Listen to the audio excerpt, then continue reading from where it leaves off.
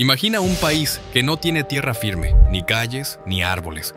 Un lugar donde el territorio cabe en una plataforma de acero oxidado, perdida en el Mar del Norte. ¿Suena a ficción?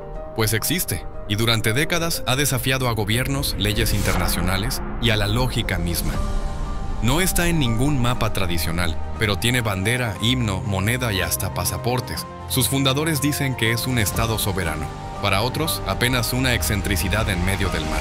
Hoy te contamos la historia de Sealand, la nación más extraña del planeta. ¿Cómo surgió? ¿Por qué aún existe? ¿Y qué revela sobre los límites reales del poder y la legalidad? La historia comienza durante la Segunda Guerra Mundial, cuando el Reino Unido construyó varias fortalezas marinas para defender sus costas de posibles ataques aéreos nazis. Una de ellas fue la plataforma conocida como H en Fort Ross, ubicada a unos 11 kilómetros de la costa de Suffolk, en aguas internacionales según los estándares de la época. Tras la guerra, muchas de esas estructuras fueron abandonadas, consideradas obsoletas, pero en 1967, un exoficial del ejército británico llamado Roy Bates decidió ocupar Fort Ross con un propósito inusual: crear una estación de radio pirata libre de las regulaciones británicas. Pero su ambición no terminó allí. Poco tiempo después, Roy Bates proclamó la independencia del lugar y lo rebautizó como Principado de Sealand. Se autoproclamó príncipe, escribió una constitución y diseñó una bandera. ¿Por qué? Porque el lugar, al estar fuera de las aguas territoriales británicas, según la norma de las 3 millas náuticas vigente en ese momento, no caía bajo la jurisdicción del Reino Unido. Con eso en mente, Roy Bates construyó algo más que una emisora. Construyó un símbolo, un espacio para desafiar los conceptos tradicionales de soberanía. Y lo que parecía una anécdota excéntrica, comenzó a tomar forma como un experimento geopolítico real. Vivir en Sealand no es fácil. El territorio está compuesto únicamente por una plataforma de concreto y acero con 2 pilares huecos, elevándose desde el mar. No hay calles, ni parques, ni viviendas convencionales. Solo un par de habitaciones acondicionadas, generadores eléctricos, sistemas de agua limitada y mucha intemperie. La familia Bates, durante años, vivió en esta estructura aislada, defendiendo su soberanía con armas, discursos y persistencia. En una ocasión, incluso repelieron un intento de invasión por parte de empresarios alemanes que querían apoderarse de la plataforma. En respuesta, Roy Bates capturó a uno de ellos, lo mantuvo prisionero y exigió una disculpa oficial al gobierno de Alemania Occidental. Sorprendentemente, un diplomático alemán fue enviado a negociar. Para los defensores de Sealand, ese fue un reconocimiento tácito de su estatus soberano. A pesar de los desafíos logísticos y climáticos, la vida en Sealand continúa, con guardias que rotan, una bandera que flamea y un pequeño grupo de personas que creen firmemente que este espacio es, efectivamente, un país. Pero, ¿lo es realmente? Esa pregunta nos lleva a un debate mucho más grande que trasciende el tamaño o la infraestructura. Aquí es donde la historia se vuelve aún más intrigante. ¿Qué define a un país? ¿Un territorio? ¿Una población? ¿Una autoridad soberana? Según la Convención de Montevideo de 1933, un Estado debe cumplir con 4 criterios: territorio definido, población permanente, gobierno y capacidad de entrar en relaciones con otros estados. Sealand, aunque pequeño, cumple parcialmente con esos puntos. Tiene una ubicación fija, una administración reconocida internamente y una población, aunque mínima, que ha residido allí de forma continua. Pero carece de reconocimiento internacional. El Reino Unido nunca ha reconocido oficialmente a Sealand como Estado.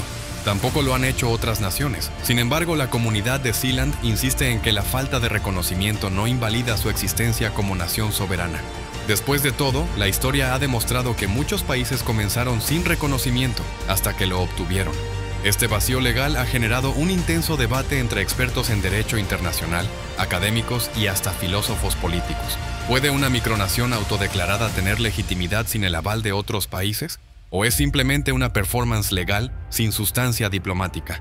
A medida que el mundo enfrenta nuevas formas de organización social, desde naciones digitales hasta ciudades autónomas, Sealand se convierte en un precedente incómodo.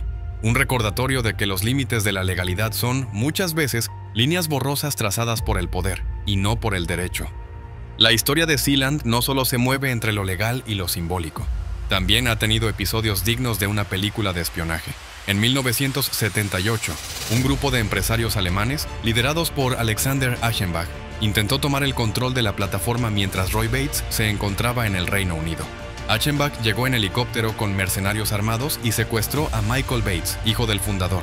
pero el joven logró liberarse y con ayuda de simpatizantes recuperó el control de la plataforma. El golpe fue fallido. Roy Bates acusó a los invasores de traición y los mantuvo prisioneros durante semanas. Alemania envió un diplomático a negociar la liberación, lo cual, según los Bates, constituyó otra forma de reconocimiento implícito. Décadas más tarde, en pleno auge de Internet, Sealand fue ofrecido en venta por una suma de 750 millones de euros. Aunque la venta nunca se concretó, sí atrajo el interés de comunidades digitales. Incluso, un grupo de hacktivistas llamados Havenco intentó instalar allí un centro de datos para alojar información libre de regulaciones estatales. El proyecto fue breve, pero reflejó una verdad más profunda. Sealand, más que un país, se había convertido en un símbolo de resistencia digital. Y aquí, justo en medio de estos hechos insólitos, entra la pregunta que lo cambia todo. ¿Y si Sealand no es un error, sino un anticipo del futuro? Porque lo que empezó como una radio ilegal y luego una micronación de acero, hoy representa una pregunta latente para el siglo XXI. ¿Quién decide qué es real, el mapa o la voluntad? Si este video te hizo cuestionar lo que entendemos por país, dale like, comparte y suscríbete. En este canal revelamos los límites invisibles que dan forma al mundo. Más allá de la excentricidad de Sealand, su existencia plantea una pregunta fundamental. ¿Quién tiene el poder de decidir qué es un país y qué no? La historia está llena de territorios que comenzaron como ideas improbables. Israel, Kosovo, Taiwán, incluso Estados Unidos. Todos tuvieron en algún momento un estatus en disputa. Algunos lograron el reconocimiento internacional. Otros, aún hoy, caminan en la delgada línea entre la legitimidad y el rechazo diplomático.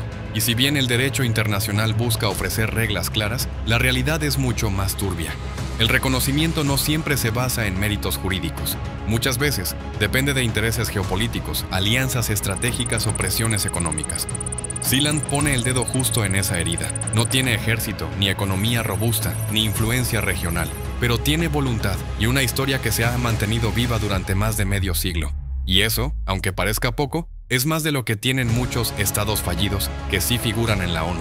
Además, en un mundo donde se consolidan naciones digitales, ciudades autónomas o criptoestados, la idea de qué constituye un país empieza a mutar. Sealand, con todo su óxido y su aislamiento, puede verse como una prefiguración de lo que vendrá. Identidades políticas pequeñas, descentralizadas y profundamente simbólicas.